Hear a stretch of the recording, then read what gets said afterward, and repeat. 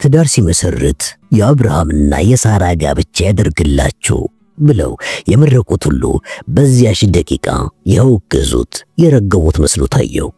የሰርጉ ዕለት የነበረው ዘፈን፣ ጭፈራ፣ እልልታና ደስታ አሁን የሙሾ ዋይታ አጉል ጨዋታ ሆነበት። በአእምሮ የሚመላለሰው ቅዠት ብቻ ስለሆነበት ከህሊናው ለመሸሽ ብዙ ሞከረ።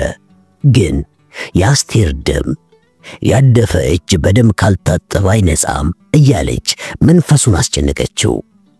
የህይወት ትልሙ የመኖር ትርጉም መጨረሻው ይህ መሆኑ አሳዘነው። ወላጅ እናቱ ይህን ጉድ ሲሰሙ እንዴት እንደሚሆኑ ሲያስበው ዘገነነው።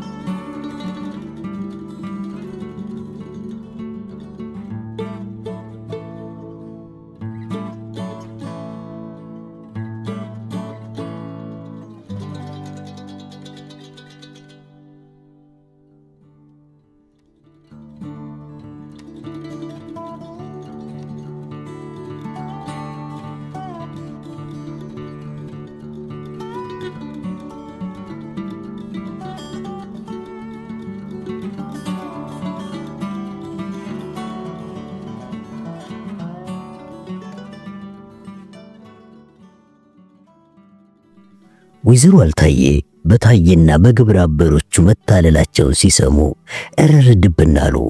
ክፉኛ ነደዳቸው። ሆኖ ላይሆን እንደዚህ መቀላበዳቸው ከልብ አስቆጣቸው። ከንዴታቸው ብዛት ማበድ ብቻ ነበር የቀራቸው።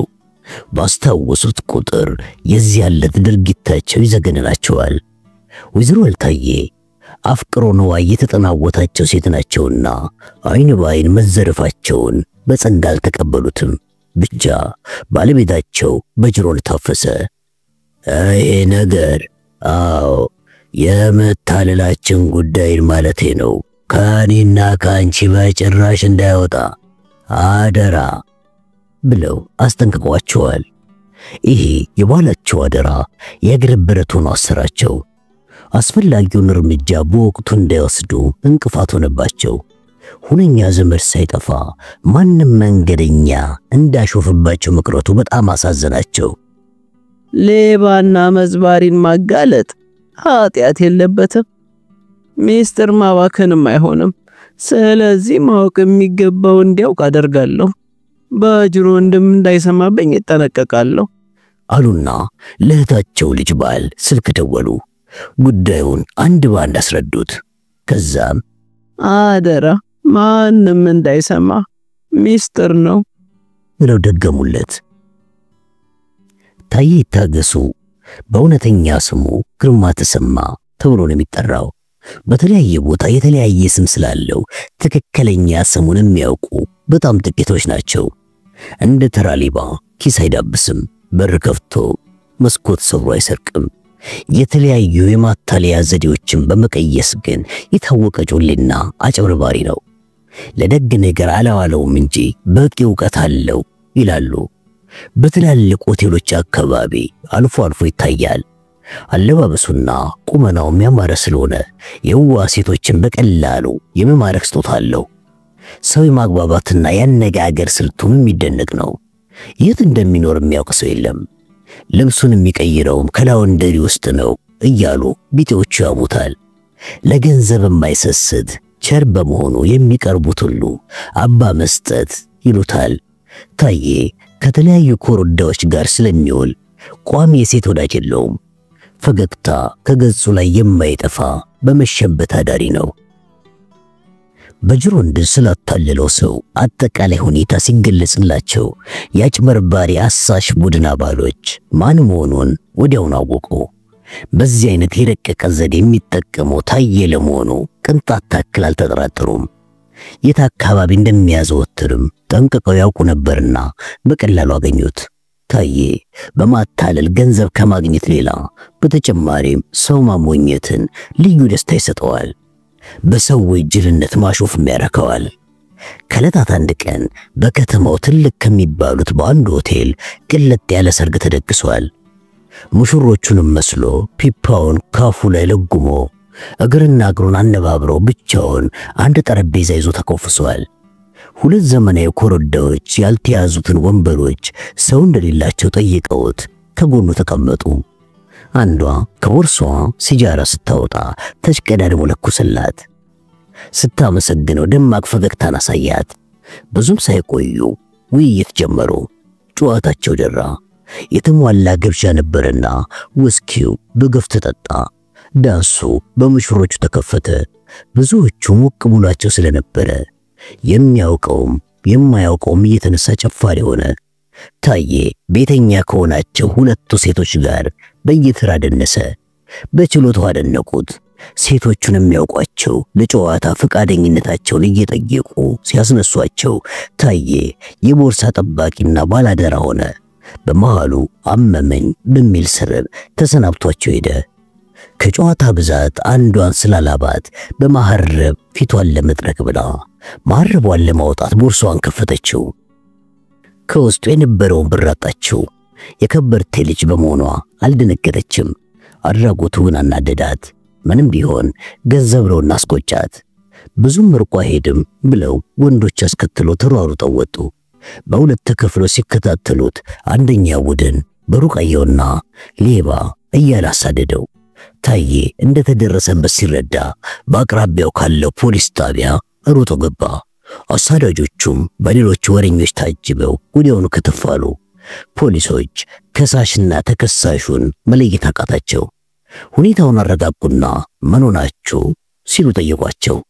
ሰረቀኝ ብላ ልጅቷ ታዬም በጣቷ ምልክት አሳየቻቸው። አጃቢዎቿ ሲሰርቃት አይታችኋል ወይ ተባሉ። ሁሉም አላየንም አሉ። ካልሰረቃት ለምን ሮጠ ሲሉ ታዬን ጠየቁ። እየተጫዋጫሁ ድንጋይ ሲወረውሩብኝ እንደተሳሳቱ ገባኝና ሕይወቴን ላድን ነው በማለት መለሰላቸው። የወሰደብኝ ብር ከኪሱ ቢፈተሽ ይገኛል አለች። ምን ከፍቶኝ ልፈተሽ አለ። በአንድነት የተቀመጠ በርከት ያለ ብር ከኪሱ ተገኘ። እሷ እንዳለችው ሳይሆን ስለቀረ ተሳስተሻል ተብላ እሱ በነፃ ተለቀቀ። ከፖሊስ ጣቢያው ሲወጡ ገንዘብሽ ስለጠፋ አዝናለሁ ብሎ ሳቀባት። ውስኪና ንዴት ባቦዙ አይኗ ገላምጣው ሄደች። ታዬ የሚያመልጥበትን ዘዴ ፈጥኖ የመቀየስ ስጦታ አለው። የማያዋጣ ሆኖ ሲያገኙ ደግሞ ጥፋቱን ቶሎ ያምናል። በጅሮንድን እንዴት አድርጎ እንዳታለላቸው ጠይቀውት በዝርዝር ነገራቸው። ከበላቸው ጋር አንቀራረብም እንጂ አውቀዋለሁ። ሙሉጌታ የተባለው ሰው በታሰረ ማግስት ይመስለኛል በላቸውና ጓደኞቹ ከአንድ መጠጥ ቤት ጠረጴዛ ከበው ይጫወታሉ። ሰላም ብያቸው አቅራቢያቸው ከሚገኝ ወንበር ላይ ተቀመጥኩኝ። የዕለቱ ታላቅ ወሬ የሰውየው መታሰር ሲሆን የዜናው አቅራቢ ደግሞ በላቸው ነበረ። ስለ እጮኛ ስለ ሌሎቹም በሰፊው ሲያብራራ ጆሮዬን ጣል አድርጌ ሁሉንም በጥሞና አዳመጥኩኝ። ሟቹ ታይ ቡና ቤት ሴት በመሆኗ ማንነቷን ለማወቅ አልተቸገርኩም። በጅሮንድም የታወቁ ሰው ስለሆኑ አንዳንድ መረጃዎችን ከሚያውቋቸው ሰዎች ሰበሰብኩኝ። ከዚህ በኋላ አስቴር የተወለደችበት ሀገር ሰው መፈለግ ጀመርኩኝ። በቁጭ ባሉነት የረጅም ጊዜ ልምድ ያለው ከበደን ወይም ጣሰው ጓንጉል ያልነውን አገኙትና ማከርኩት። በጉዳዩ ስለተስማማ ወዳጁ አሰለፈችን ወይም ደግሞ በለጠች ጓንጉል ብለን ያስተዋወቅናቸውን እሱ አስተዋወቀኝ። አሰለፈች በመጀመሪያ ብታንገራግርም የነገሩን ቀላልነት አስረድተን አግባባናት። ማድረግ የሚገባንም በጥልቅ አወያየናት። ሁኔታውን አመቻችተን ስናበቃ እኔ ለበጅሮንድ ማንነቴን አስተዋወቅኩኝ። የአስቴር ዘመድ በመሆኔ በደስታ ተቀበሉኝ። እርቅ ለመደራደር ፈቃደኛ መሆናቸውን ገለጹልኝ። ስለ ልጃቸው በሽተኛነትም በጣም አዝነው አጫወቱኝ። እኔም በበኩሌ ወላጆቿን በማግባባት ሰላም እንዲመሰረት ከፍተኛ ጥረት ለማድረግ ቃል ገባሁላቸው። ከልብ አመሰገኑኝ። ዘሪው ጣል ብለው መረቁኝ። ከባለ ጉዳዮቹ ጋር በሰፊው ለመወያየት ከልጃቸው ቤት ቀጠሩኝ። ከዚህ የሚቀጥለውን ቀደም ሲል የሰማችሁት ስለሆነ እንደገና አልደግመውም አላችሁ ታዬ ትረካው ሲደበድም። ወይዘሮ አልታየ በእህታቸው ባል አማካኝነት ታየ ከነግብረ አበሮቹ መያዙ ተነገራቸው። ከመጠን በላይ የሆነ ደስታ ተሰማቸው። ሰውነታቸው ከበዳቸው እንጂ እንደ ልጅነታቸው ጮቤ መምታት አማራቸው። እነታየ ቀጣፊ ሁሉ የበላችሁትን ገንዘብ ትፉ እየተባሉ በጥፊ ሲወለወሉ በስሜት እየታያቸው አንጀታቸው ቅቤ ጠጣ። ዜናውን ያበሰራቸውን ልጅ አገላብጠው ሳሙት። የኔ ባትሆን ይቆጨኝ ነበር ብለው ከልባቸው አመሰገኑት። እንዴት አድርገው ሊያታልሏቸው እንደቻሉም ጫፍ ጫፉን ሰሙት። በደስታ ፈክቶ የነበረው ገጻቸው በሐዘን ጭቃቅ ተዋጠ። ልጃቸው ሙሉጌታ ከመዓዛ ጋር ቀለበት ካሰረ በኋላ ነው የወንድሟን ሌብነት በወሬ ሰሙት። የዚያን ጊዜ ነገሩን እስከዚህ ማላጤኑትም ነበረ። አሁን ግን በላቸው ለመታለላቸው ምክንያት መሆኑን ሲያውቁ ክፉኛ ጠሉት። እንዲያውም እሱ ይሆናል ተሻርኮ የላከብን የሚል ጥርጣሬ ያደረባቸውን አረገሙት። ይሄን ያህል ከተደፋፈርን የከፋ ጥፋት ሊያስከትል ይችላል። አዎ የከፋ ጥፋት ሊያስከትል ይችላል። ስለዚህ ስር ከመስደዱ በፊት ገደብ ሊደረግለት ይገባል። ከበጅሮንድ ጋር ተመካክረን የጋብቻውን ቃል ኪዳን በአስቸኳይ ማፍረስ ይኖርብናል ብለው ወሰኑ። ወይዘሮ አልታየ ወደ ቁም ነገሩ ተመለሰው። በአጭበርባሪዎቹ ላይ ምን ይወሰንባቸዋል ብለው ሰውየውን ጠየቁት። በቅድሚያ ከሚመለከተው ክፍል ቀርበው የከሳሽነት ቃሉን ይስጡ አላቸው። በጅሮንድ ሲሰማ ይገለኛል፣ በጭራሽ አላደርገው ብለው አሻፈረኛሉ። ቀጣፊዎቹን ከፍርድ ቤት ለማቅረብ የከሳሽ መኖር አስፈላጊ መሆኑን ገለጸላቸው። እሳቸው ግን ባንገቴ ገመዳሉ። ቢለምናቸውም አላደርገውም በማለት እምቢተኝነታቸውን አሳወቁት። በዚያ አቋም ከጸኑ እንግዲያው ጠላቶቹ በጥፋተኝነታቸው አይቀጡም፣ አይታሰሩም፣ አዝናለሁ አላቸው። ጥፋታቸው ተረጋግጦ እንዴት አይቀጡም ይባላል አሉ በመገረም። እርሶ ሲገምቱት ተበደልኩ ባይ ከሌለ በማን ምስክርነት ይከሰሳሉ ሲል ጠየቃቸው። ይሄ ከሆነ ከነሱ ጋር አደባባይ ከምቆም ያቀረው ይቅርብኝ። ተቀጡ አልተቀጡ ምን ሊጠቅመኝ? ብቻ ገንዘቤን ይመልሱልኝ።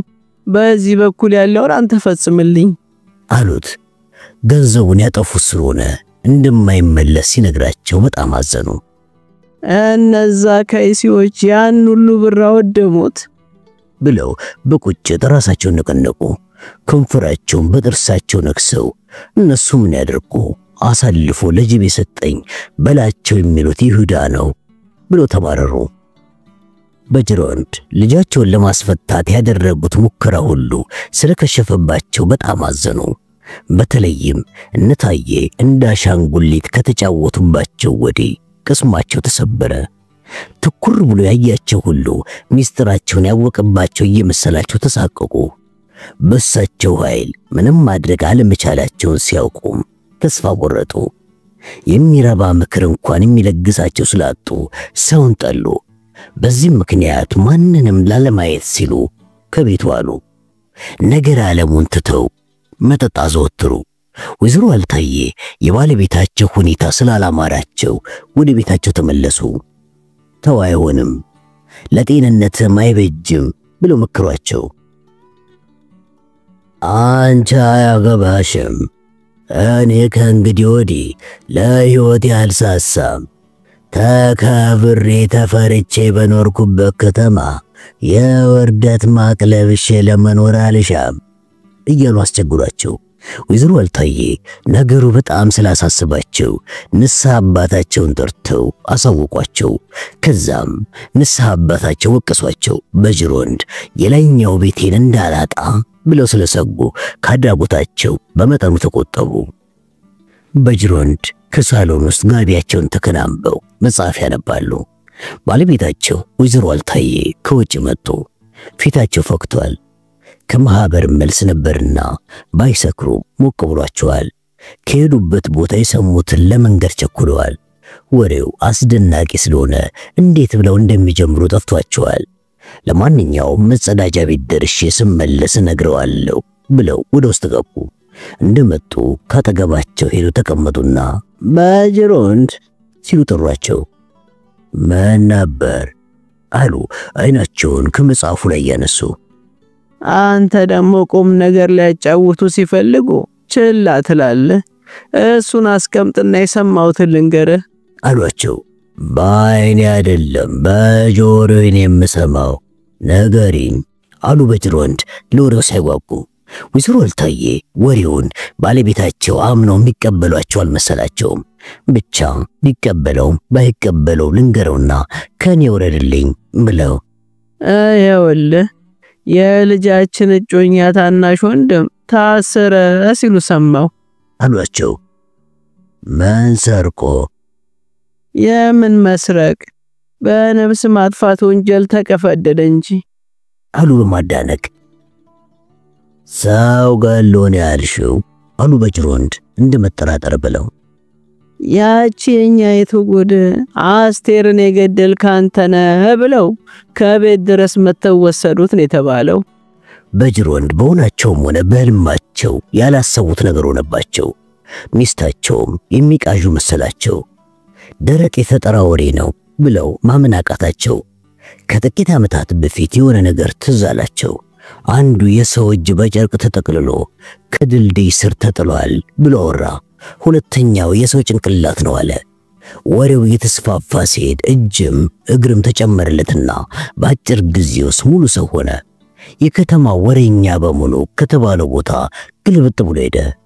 በሰው ብዛት መንገዱ ለተሽከርካሪ ተዘጋ። ጉዳዩ የሚመለከተው ክፍል ተጠራ። ተከፍቶ ሲታይ ከሰው እጅ ጋር ምንም ግንኙነት የሌለው ሌላ አልባሌ ነገር ሆኖ ተገኘ። ወሬኛ ሁሉ አፈረ። የሚስታቸው ወሬ በይዘቱ ከዚያ አይለይም ብለው ጠላ ስትጋቱ የምታወሩትን አታውቁምና እኔ እንደሰማሁሽ ሌላ ሰው እንዳይሰማሽ አሏቸው። እንዴት እኔም በውሸት ትጠረጥረኛለህ በጅሮንድ? አበስ ገበርኩ። ከወላጅ እናቷ አንደበት የወጣውን ልጄን እኮ አሰሩት ብላ ለሁነኛ ሰው ያወራችሁን አታምንም አሉ ብስጭት ብለው። ታስሮ ይሆናል ብቻ አንቺ ባልሽ ላይሆን ይችላል። ምን ማለት ነው? አምኗል ተብሎ ገድያታለሁ ብሎ ነው ያመነው። እሽቲ ግጥም አድርጎ ፈርሟል እያሉ በምን ምክንያት ገደልኳት አለ? እሱማ ግልጽ ነው። ለቱ ተቆርቁሮ ነው። በጅሮንድ የሰሙትን ማመን አለማመን ማቃታቸው። ጭንቅላት የሚበጠብጥ የነገር አረቅ ሆነባቸው። ወሬው እውነትም የማይሆንበት ምክንያትም አልታያላቸው። በስውር ገብቶ አንቆ ሊገላት ይችላል አሉ። ብቻ ባይሆን ነው እንጂ ቢሆን ኖሮ እስካሁን ልጄን ይፈቱት ነበር ብለው እንደገና ተጠራጠሩ። የመንደር ወሬ ቅጥፈት ነው ብለው ወዲያውኑ ደግሞ ሐሳባቸውን ቀይረው ሊሆን ይችላል ብለው ገመቱ። ተምታታባቸውና የሚይዙትን የሚጨብጡትን አጡ። እርግጠኛውን ለማወቅ የልጁን እናት መጠየቅ ጥሩ ሆኖ ታያቸው። ውሸት ነው ቢባሉ እንደሚያፍሩ ተሰማቸውና አይሆንም ብለው ተውት። ሻምበል ታምሮን ስልክ ደውዬ ልጠይቀው በማለት አሰቡና እንደገና አመነቱ። መቁረጥ አቃታቸውና ሁለት ልብ ሆኑ። አሰላሰሉና ጉዳዩን በቅርብ ያውቃሉ ለሚሏቸው ሰዎች ደወሉላቸው። ጥቂት ጊዜ ጠብቀኝ አሏቸው። ወዲያውኑ የተባለው ነገር ሁሉ እውነት መሆኑን አበሰሯቸው። ከደስታቸው ብዛት ከምስጋና በስተቀር ሌላ ቃል ሳይናገሩ ስልኩን ዘጉት። ደስታቸው በግልጽ ይታይ ነበርና ቸር ወሬ መስማታቸውን ወይዘሮ አልታየ አልተጠራጠሩም። የነገሯቸው ሐቅ በመሆኑ እሳቸውም የደስታቸው ተካፋይ ሆኑ። አይን ለአይን ሲተያዩ ሁለቱም ፈገግ አሉ። በቤት ውስጥ ያንዣብብ የነበረው የሐዘን ጥላ ወዲያውኑ ተገፈፈ። በምትኩ ሌላ አይነት ደስ የሚል ስሜት ሰፈነ። ወይዘሮ አልታየ ባለቤታቸውን በፍቅር አይን እያዩ አሁን አመንከኝ አይደለ ሲሉ ጠየቋቸው። አዎ አምኜሻለሁ አሏቸው። ግን የበጅሮን ፈገግታ ቀስ በቀስ እየደበዘዘ መጣ። የጎደለ ነገር መኖሩ ተሰማቸው። የረሱት ቁም ነገር ከመቀስፈት ትዝ አላቸው። እንደገና መጠየቁ ሀፍረት ሆነባቸው። ልጁ ወይም በላቸው ለጥያቄ ተፈልጎ ተያዘ ወይስ ባለቤታቸው እንዳሉት ወንጀሉ ስለፈጸመ በቁጥጥር ስር ዋለ? የዚህን ትክክለኛ መልስ ባለመረዳታቸው ነው በጅሮንድን የቆጫቸው። ሻምበል ታምሩ ጠዋት ቢሮ እንደገባ በመጀመሪያ የአስቴር ፋይልን ከመሳቢያ ውስጥ አወጣ። ቁጭ ብሎ ገጾቹን አንድ በአንድ በጥሞና ተመለከተ።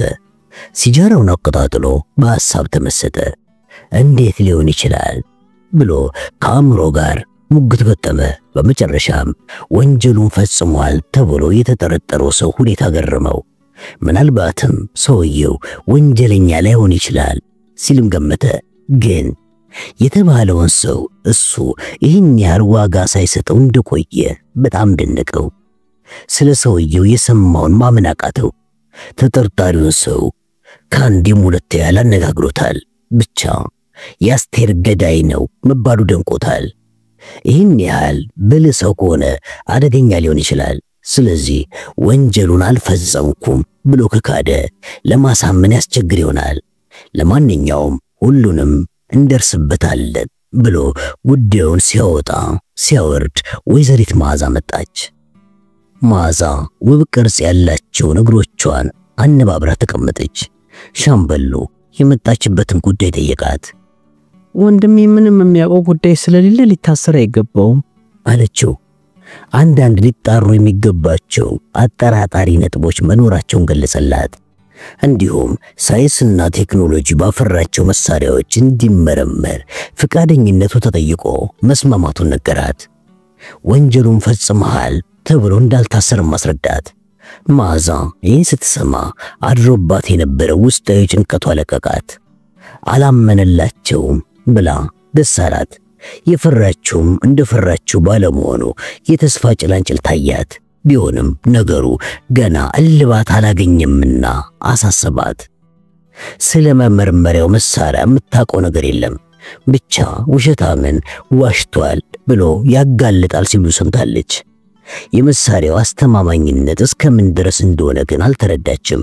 በፍርድ ፊትም ተቀባይነት ይኖረው አይኖረው አላወቀችም። የዓይን ምስክር ከሌለ፣ የአካባቢ ማስረጃ ካልተገኘ፣ በተለይም እሱ ራሱ ገድያለሁ ብሎ ቃሉን ካልሰጠ መሳሪያው ውጤት ብቻ አይወረጀልም ብላ አሰበች። በዚህም እርግጠኛ ሆነች። ሻምበል እንዳሉት ከሆነ ምርመራው ሲያበቃ ወዲያውን ይፈታል ማለት ነው ስትል ጠየቀችው። ይህን የሚወስነው ውጤቱ ነው በማለት መለሰላት። ከዚህ ውጪ ምንም ማድረግ የማትችል መሆኗን ተረዳች። የማያስፈልጉ ጥያቄዎችንም ከመጠየቅ ተቆጠበች። ስለዚህ ጉዳይ እንዳሳስባት ከባድ ሆኖ ስላገኘችው ሻምበሉን አመስግና ከቢሮ ወጣች። ሻምበል ታምሩ መዓዛን ካሰናበተ ከጥቂት ደቂቃዎች በኋላ መቶ አለቃ ዘለቀ ወደ ቢሮ መጣ። ድካማችን ፍሬ ሰጥቷል በሚል እምነት ይመስላል የመቶ አለቃ ዘለቀ ገጽ በፈገግታ ደምቋል። እውነት ላይ ደርሻለሁ ብሎ በመንፈስ ኩራት ተዝናንቷል። የሚለውን ለመስማት ሻምበል ታምሩ ቸኩሎ ነበርና እንዲቀመጥ ወንበር ጠቆመው። መቶ አለቃ በተለይ እሱ ላይ እንድታተኩር ያደረገ መነሻ ምክንያት ምን ነበረ ሲል ሻምበሉ ጠየቀው። በመጀመሪያ ቃሉን ስቀበል ያነጋገሩ ስልትና ዘይቤ አስቴር ተወልዳ ያደገችበት አካባቢ ነዋሪዎች የሚጠቀሙበትን ሆኖ አገኘሁት። ግን ትውልድ ሀገሩን ስጠይቀው ሌላ ቦታ ሆኖ ሲነግረኝ ጥርጣሬ ያደረብኝ። የዋሸበት ምክንያት ቢኖረው ነው ብዬ ገመትኩኝ። ከዚያም ለሁለተኛ ጊዜ ስለ አስቴር ሲጠየቅ ትዝ ይሎት እንደሆነ ላለፉት 6 ሳምንታት በተከታታይ ቅዳሜ አቶ ሙሉጌታ አንድ ሴት እየጫኑ ይመጣሉ። ሴትዮዋ ቀይቱን ጥቁር አላየውም፣ ምክንያቱም ማታም ሆነ ጠዋት ነጠላዋ ስለምትከናነብ ነው ብሎ ነበረ ካስታወሱት። አዎ በሚገባ አስታውሳለሁ። እንዴት አንድ ሴት መሆኗን አወክ ብንለው እንኳን መልኳን መለየት ባልችልም ከቁመኗ ዘለክ ከሰውነቷ ደርበብ ያለች በመሆኗ ነው ሲል መልሶልናል። ምንጊዜም ማረሰው ትዝ ይለኛል። ልክ ኖት። አስቴር በሴተኛ ዳሪነት የምትተዳደር መጠጥም በየጊዜው እንደ ልቧ እየወሰደች የምትጠጣ ከሆነ በትዳሯ ላይ እንደምትቀብጥ ሴት ነጠላዋን ትከናነባለች ማለቱ ውሸት ስለመሰለኝ ተጨማሪ ጥርጣሬ አሳደረብኝ። ስለዚህ ሙሉጌታ ሁኔታውን እንዲያስረዳኝ መጠየቅ ግድ ሆነብኝ።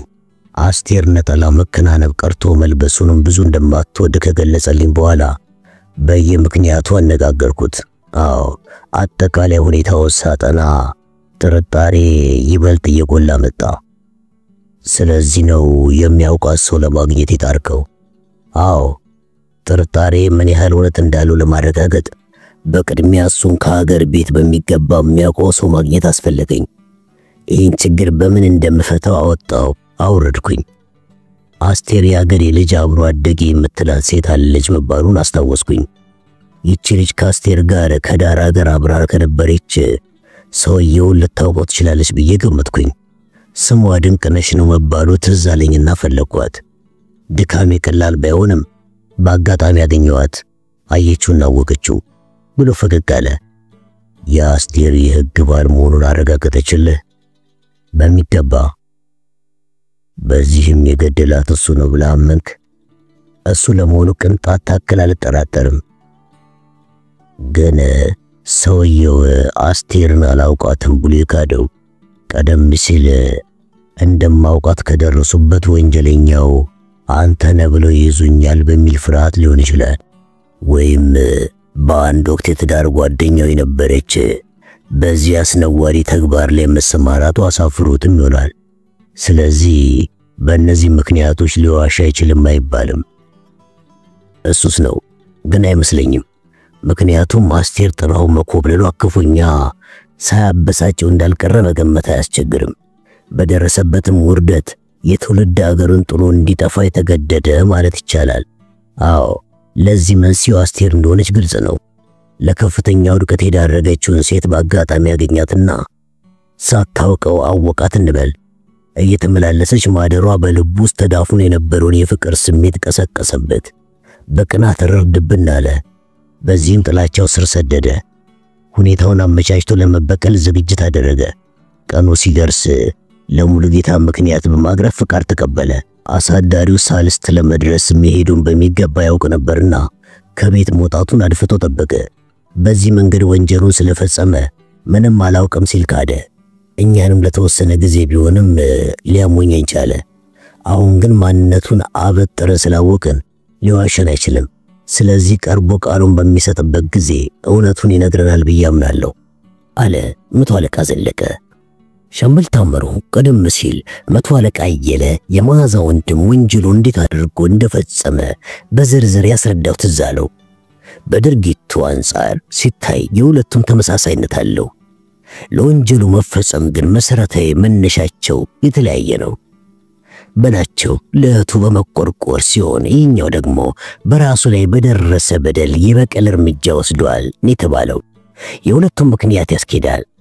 ያንዱ ከሌላው ይከብዳል ብሎ ለመወሰን ያስቸግራል። በላቸው ለጊዜው ወንጀሉን አልፈጸምኩም ብሎ ክዷል። ስለዚህ በመቶ አለቃ ዘለቀ የተጠረጠረው ሰውን ማነጋገር አስፈለገ። በቁጥጥር ስር እንዲውልም ትዕዛዝ አስተላለፈ። እውነተኛውን ገዳይ ለመለየት ይረዳል ተባለ። ማን ያውቃል? ከሁለቱ አንደኛው ወንጀለኛ ይሆናል።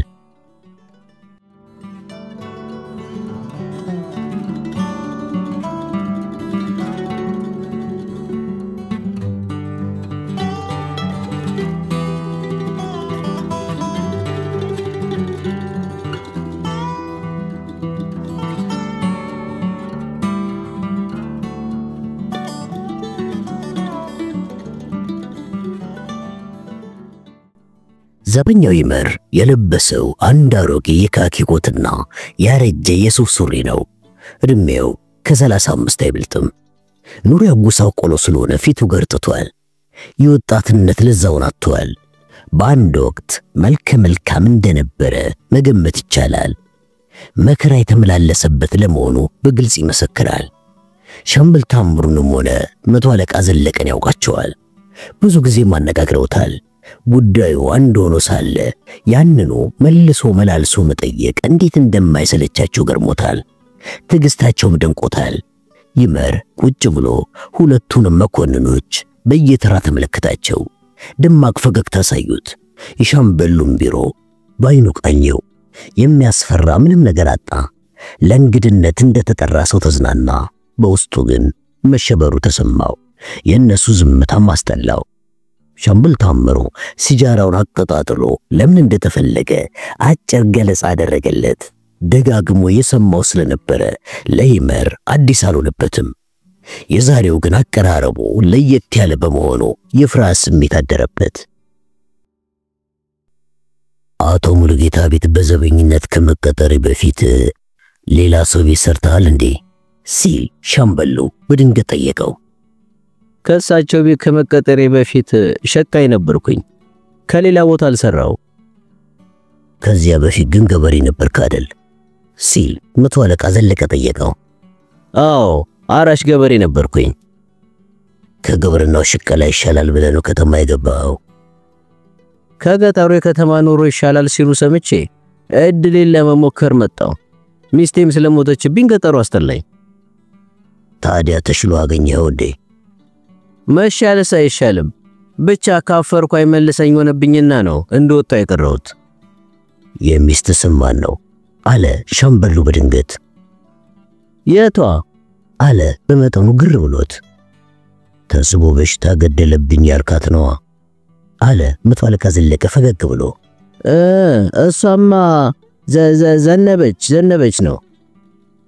የአባቷ ስም? አባቷ ነው ንጉሴ። ዘነበች ንጉሴ ነው። ዘነበች ንጉሴ የመጀመሪያም የመጨረሻ ሚስት መሆኗ ነው? ከሷ ሌላ አላውቅም ጌታዬ። ልጅ አልወለዳችሁም ነበር እንዴ? ልጅ ነው አልወለድንም። በተጋባችሁ በስንተኛው ዓመት ነው የሞተችው? በሶስተኛ ይመስለኛል። ይገርማል። በሶስት ዓመት ውስጥ አንድም ልጅ አለመውለዳችሁ። እሱ አልፈቀደማ ጌታዬ። አዎ አለ ወደ ላይ ያየ። ልኬልሽ ምን ናት? ልኬልሽ ሰማይ? የቷ ልኬልሽ? አለ እንደ መደንገጥ ብሎ። አታውቃትም? እኔ ኧረ አላውቃትም። ሀገር ቤት ታውቃት ነበረ፣ ረስታት ይሆናል።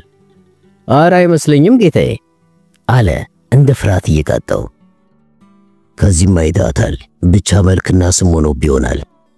የት ጌታዬ? አለ ድንጋጤው እየጎላ ሲመጣ። ከአቶ ሙሉጌታ ቤት።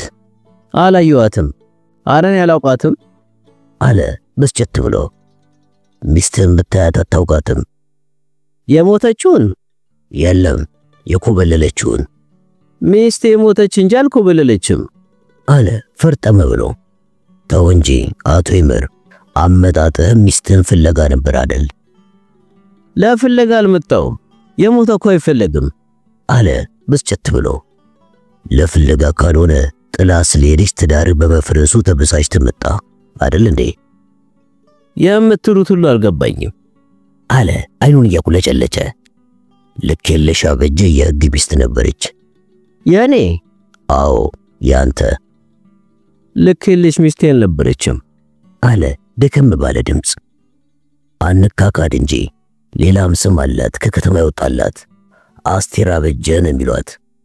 የፈለጋችሁትን ብትሏት እኔ አላወኳትም አለ ኮስተር ብሎ። ስላወካትማ ነው አንቀህ ገደልካት አይደል እንዴ?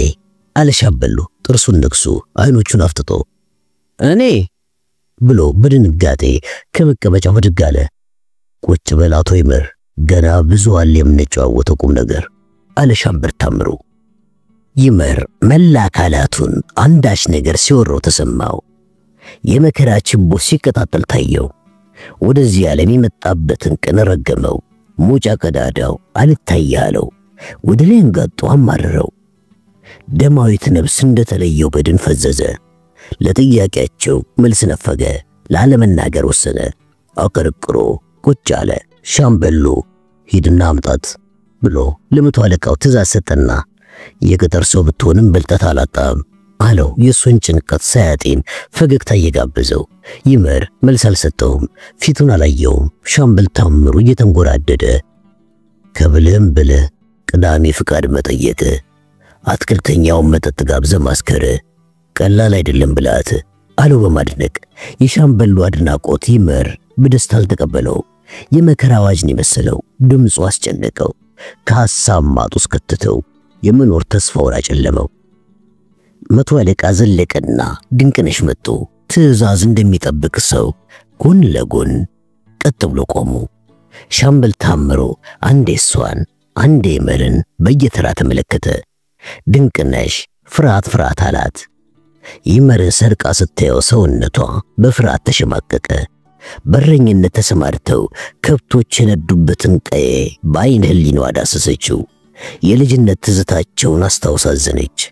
የነበረ እንዳልነበረ በመሆኑ ዘገንናትና ገረቀረች። ይምር በበኩሉ ድንቅነሽን ሲያያት በድንጋጤ ፈዘዘ። እሷ አይደለችም ብሎ ተጠራጠረ። በክፉ አይኑ ትክ ብሎ አያት። የሚያውቃት የምታውቀው ድንቅነሽ ነች። የህይወት ብርሃኑን ያጨለመችው ነገር ሰርታ ትዳሩን ያፈረሰችው እሷ ናት። አልተሳሳተም። ከመቀመጫው ተነስቶ ሰውነቱ እየተንቀጠቀጠ አይኑ እንዳፈጠጠ ዘሎ ሊያንቃጥቃጣው። በመካከላቸው መቶ አለቃ ዘለቀ ስለነበረ ምንም ለማድረግ እንደማይችል አወቀ። እልህ እንዲያዘው ሰውነቱ ፍጹም ተለዋውጦ በዝግታ ተመልሶ ተቀመጠ። በእልህ ብዛት እንባው ከውስጥ ፈልቆ አይኑ ሞላው። እንባው እንዳይወርድ ፊቱን በእጁ ሸፈነ። ግን ለመቆጣጠር ሳይችል ቀረና በጉንጮቹ ላይ ቁልቁል ፈሰሰ። ድንቅነሽ በወንድነቱና በደግነቱ የምታውቀውን ሰው ዛሬ ቅስሙ ተሰብሮ እንዳልሆነ ሆኖ ስታየው ልቧ በሐዘን ለሁለት ተከፈለ። ይመር እንባውን በእጁ ዳብሶ እሷን ዳግመኛ ለማየትም ተጠይፎ እንዳቀረቀረ ጣቱን ወደሷ ቀስሮ እቺን ከይሲ እቺን የጥፋት መልእክተኛ ከፊት ያጥፉልኝ፣ አግልሉልኝ፣ የምትፈልጉትን እናገራለሁ፣ እውነቱን እናዘዛለሁ፣ እሷን ብቻ ከፊት ያጥፉልኝ በማለት በስሜት ተውጦ ተናገረ። ሻምበል ታምሮ ድንቅነሽን በእጁ ምልክት በመስጠት እንድትወጣ አዘዛት። እሷም ከመደንገጧ የተነሳ ጥሏ ተገፎ እየተገላመጠች ወጥታ ሄደች። ሻምበሉና መቶ አለቃው በአይነት ተጠቃቀሱ። ወጥመዳቸውስ እንደገባላቸው አወቁ። ሁለቱም ተዝናንተው ተቀመጡ። ይመር ሐሳቡን በአንድነት እንዲሰበስብ ጊዜ ሰጡት። የሆነውን ሁሉ አንድም ሳትደብቅ እውነቱን ንገረን አለ ሻምበሉ ለስለስ ባለ አንደበት። ከእንግዲህ ወዲያ ውሸት ምን ሊረባኝ፣ እውነቱን እናገራለሁ። ሀተታ በማብዛት አላሰለቻችሁም። ከልክ የለሽ አበጀ ከናንተው አስቴር ጋር ማለቴ ነው በሀገር ወግና ደንብ መሰረት በሕግ ተጋብተን አንድ ወንድ ልጅ አፍርተን ለጥቂት ጊዜ በሰላም ኖረን ነበር። ሕፃኑ ልጃችን በድንገት ከሞተ በኋላ ግን የባለቤቴ ጸባይ የተለወጠ መሄዱን ብገነዘብም በደረሰባት ከባድ ሐዘን ነው ብዬ መጥፎ አድራጎቷን ሁሉ በትዕግስት ተቀበልኩኝ። ከዛሬ ነገ ይሻላታል ስል እየተባሰባት ሄደ። እኔ ሞኙ በየዋህነት ሳንቀላፋ እሷ ተንኮል ጠንስሳ ኖሮ ከባዶ ቤት በሐዘን እግር ብረት አስራኝ ኮበለለች። ከልቤ አዘንኩኝ፣ መፈጠሬን ጠላው። የፈጸምኩባት በደል ስላልነበረ በጉዳዩ ቀደም ብላ ከዚች ካሁኗ ድንቅነሽ ከተባለችው መሰሪ ጋር እንደተመካከሩበት ገባኝ። በዚህ ጊዜ በድንገት አረፈ የተባለው ሕፃን ልጅ አሟሟቱ ከነከነኝ። ገለዋለች የሚል ጥርጣሬ ካንጎሌ ውስጥ ተቀረጸ። ብስጭቴም እየከፋ ሄደ። ሰውነቴም ከውስጤ በተያያዘ የብስጭት እሳት ክፉኛ ነደደ። ለረጅም ጊዜ ክፉ ስራዋ ትዝ ሲለኝ ቆየ። ግን የሆነን ከመሆን ላላደን በከንቱ ራሴን ከመጉዳት ተቆጠብኩኝ። ከሐዘኔም ለመቆጠብ ሞከርኩኝ። ብቻዬን በብቸኝነት የፈረሰ ጎጆዬን ለማቅናት ያደረኩት ድካም ሳይሳካልኝ ቀረ። በዚህም በዚያም ብለው የኑሮ ሚዛን ዋጋደለ። የመኖር ተስፋዬም ተሟጠጠ። ቢቸግረኝ መጥፎ ድል ለመሸሽ ሞፈር ቀንበሬን ጥዬ ሌላ ከባድ ቀንበር ለመሸከም ከተማ ገባው ሲል ስሜት በሚነካ ሁኔታ ይመር የታሪኩ መነሻ ነገራቸው። መቶ አለቃ ዘለቀ አስቴርን ከመነሻው በሐሳብ መበጥበጥና በፍርሃት መሸበር ያጠቃት ነበረ የተባለው ሕፃኑ ሳትገሉ አትቀርም ከሚለው ከይመር ጥርጣሬ ጋር በቅርብ የተሳሰረ መሰለው። በወቅቱ የሷ የመንፈስ ጭንቀት መንስኤው ምን እንደሆነ ልንደርስበት ያልቻልነው በዚህ ምክንያት መሆን አለበት ሲል ገመተ። ሌላ ሊሆን አይችልም አለና አመጣጥ እሷን ባገኛት ቦታ ገለ ቂም በቀልን ለመወጣት አስበህ ነው አይደል ከሀገር የወጣኸው ሲል ጠየቀው። በጭራሽ ያለፈ ነገር ነውና በእውነት ስለ እውነት እናገራለሁ። በእጄ በቀላታለሁ ብዬ በእውኔም ሆነ በልሜ አላሰብኩም። ክፉ አጋጣሚ ነው። ታሪኩም እንደዚህ ነው። እለቱ ቅዳሜ መሆኑ ትዝ ይለኛል። መምሸቱን እንጂ ትክክለኛ ሰዓቱን አላስታውስም። አሳዳሪ አቶ ሙሉጌታ ታፈሰ በመኪናቸው አንድ ሴት አሳፍረው ከመጠን በላይ ጠጥተው መጡ። ከመኪና ውስጥ እያወሩ ወርደው ተጋግፈው ከቤት ገቡ።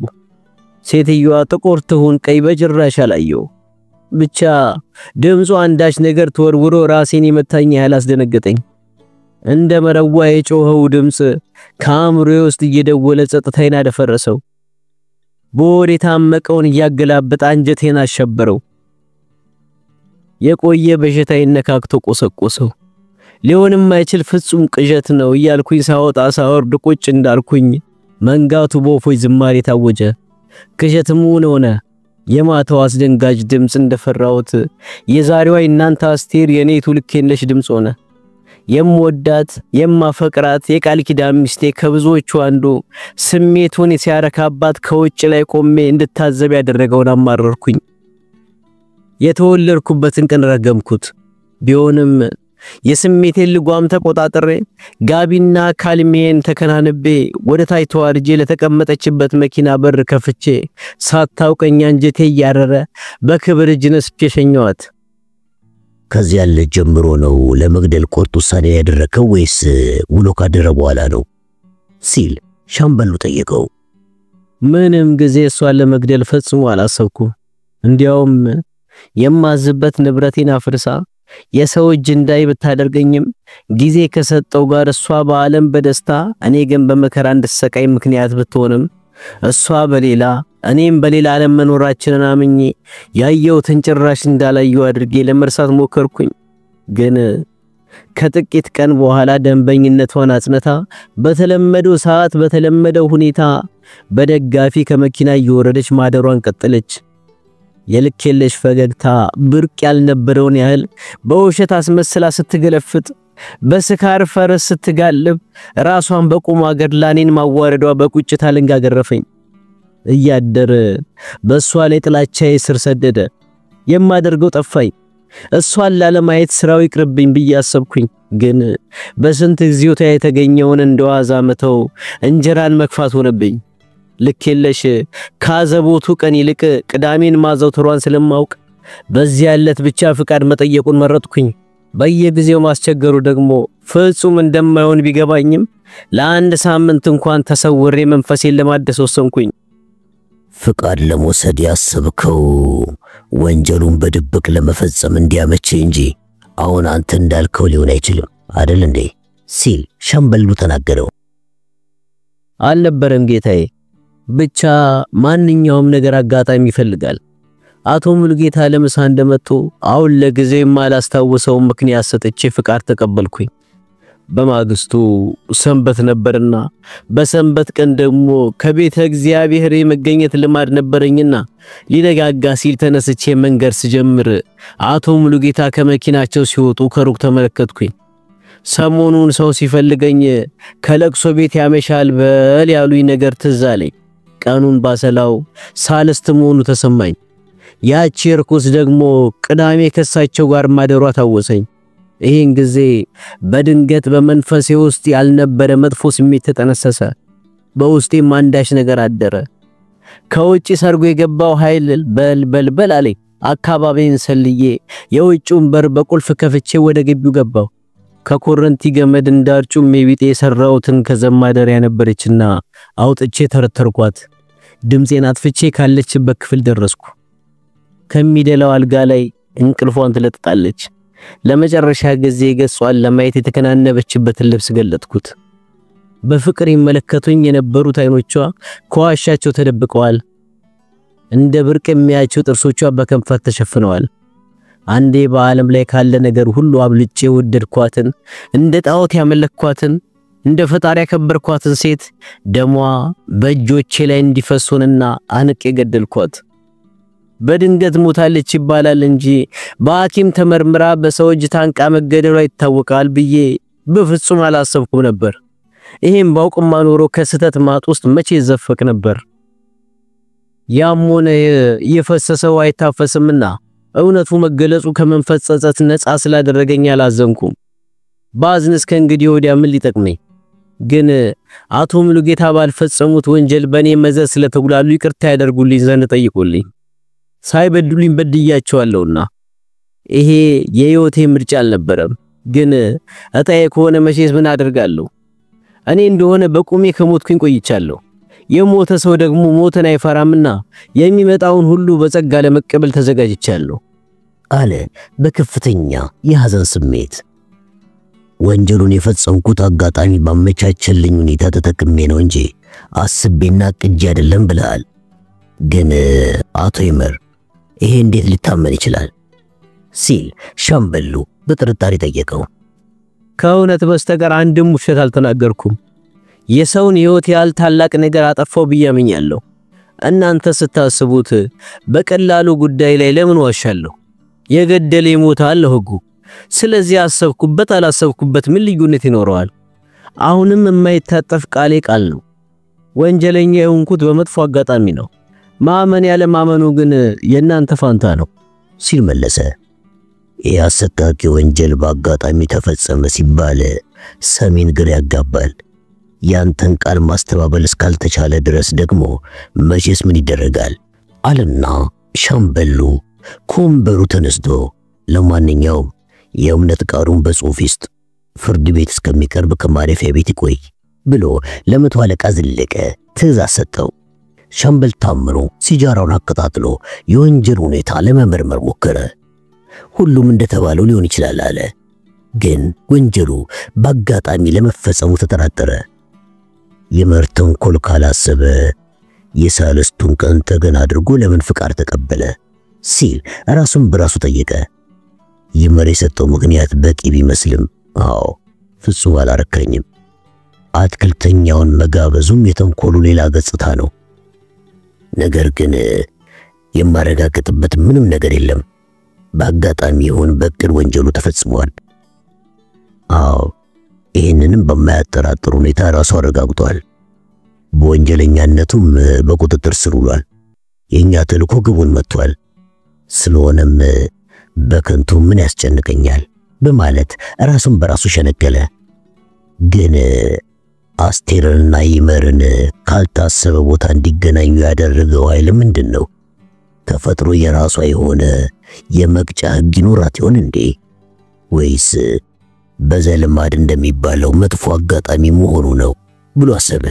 ብቻ ለመመራመር ከአቅሙ በላይ ሆነበትና እርግፍ አድርጎተው። ሙሉጌታ ታፈሰ ስለ አስቴር አሟሟት በዝርዝር ተገለጸለት። የሰማውንም ማመን አቃተው። ያለበት ክፍል እንደ አዙሪት ሲሽከረከር ታየው። እንደ ሕፃን ልጅ ተረት የሚተረክለት መሰለው። የተበታተነ ስሜቱን ሰበሰበ። ሊናውን ቀስ በቀስ ማዘዝ ጀመረ። መልሶ መላልሶ ማብራሪያ ጠየቀ። አጥጋቢ መልስ ተሰጠው። በመጨረሻም የተነገረው ቅዠት ሳይሆን ደረቅ እውነት መሆኑን ለመቀበል ተገደደ። የአስቴር ሕይወት አልባ በድን ለመጀመሪያ ጊዜ ሲያየው የደረሰበትን ድንጋጤ ትውስ ብሎት ዘገነነው።